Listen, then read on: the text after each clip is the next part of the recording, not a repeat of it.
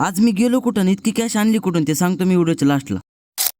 आज आपल्या गल्लीमध्ये इतके वानर जमा झालते ना, त्यांचं काम फक्त एकच चालू होतं, ज्याच्या घराच्या समोर काय भाकरी दिसल्या ते घेऊन जाऊन झाडावर बसून खायचं. तिथून आम्ही येऊन पोहोचलो ज्यूस सेंटरला. इथं आल्यावर आम्हाला पण करायचे ते रील शूट, त्यामुळे बल्लू भाऊन त्याच्या अगोदरच्या सगळ्या रील्स दाखवल्या. नंतर आता इथं आम्हाला दुसरे रील शूट करायचे होते. गरमी पण होऊ लागली, मग आम्ही पण एक ज्यूस मागवलं ना, आता जी रील शूट करतोय ती पण आपल्या ज्यूसचीच करतोय. मग तुम्ही ना एकदा आपल्या बल्लू भाऊच्या आयडिओ जा आणि त्याची ही रील नक्की बघा बरं का. आमची रील वगैरे सगळी शूट झाल्याच्या नंतर मी आलो क्रिकेट खेळण्यासाठी. आणि तुम्हाला म्हणलं ना, आपल्या इंडियामध्ये ना टॅलेंटची काहीच कमी नाही. भाऊने हँडलच्या जागा डायरेक्ट बांबू खोसून दिला आणि ते मला बांबू हे पण त्याला म्हणलं तुझी सायकल कमी टाच जण जास्त गडायची, तुटती पण जुटती पण. आता हे बघा, ह्याने त्याच्या जीवापेक्षा बॅगच मोठी घेतली. आता जेवढी त्याची हाईट आहे तेवढी ती क्रिकेट बॅग आहे. हे तर चालूच राहणार. पण मला जायचं होतं बँकेत जाऊन सगळ्यात पहिले तर कॅश काढली आणि वापस येऊन सर्व कॅश एकदा डबल एकदा मोजून घेतली. आणि तिथून लगेच मला तहसीलमध्ये पण जायचं होतं, कारण तिथं आपल्या छोटे मोठे हे कागदपत्र द्यायचे होते. मग सगळ्यात पहिले तर आपला तहसील रोडला लागून मी डायरेक्ट आलो बघा तहसीलमध्ये. तहसीलच्या आतमध्ये गेल्याच्या नंतर प्रॉब्लेम हे झाला माझ्या संग, डॉक्युमेंट जमा कुठे करायचे तेच मला माहित नाही. मग लगेच ज्यांना डॉक्युमेंट द्यायचे होते त्यांना एकदा फोन करून बोलून घेतलं आणि फायनली आपलं काम पण झालं. मग आपली गाडी पार्किंगच्या बाहेर काढून मी तर चाललो बघा 370च्या स्पीडने वापस. आणि तुम्हाला जायच्या अगोदर नाही ढगा वगैरे दाखवून देतो. काही म्हणा, सध्या उन्हाळ्यामध्येच ना पावसाचा पण आनंद घेता येतोय. मग चला मग भेटू आता नेक्स्ट ब्लॉग मध्ये. तोपर्यंत मला फॉलो करून घ्या.